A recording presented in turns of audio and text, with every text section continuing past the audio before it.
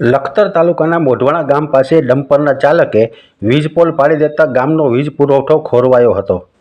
લખતરથી માલવણ તરફ જઈ રહેલા એક ડમ્પરના ચાલકે મોઢવાણા ગામ પાસે ડમ્પર રિવર્સમાં લેતી વખતે ઇલેક્ટ્રિક વીજ પોલને અડફેટે લેતા એક પછી એક 4 થાંભલા જમીનદોસ્ત થઈ જતા ગામમાં વીજ પુરવઠો ખોરવાઈ ગયો હતો।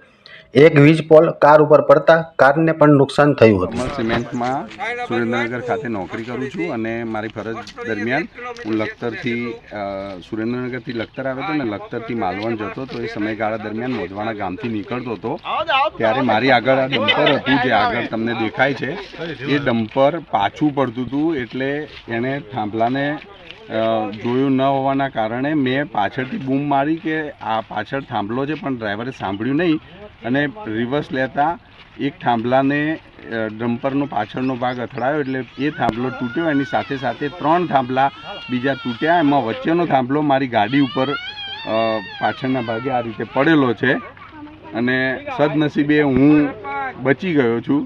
એટલે એક થાંભલાના કારણે 3 થાંભલા લટકાઈને પડી ગયા છે અને મારી ગાડીમાં આ નુકસાન થયેલું છે।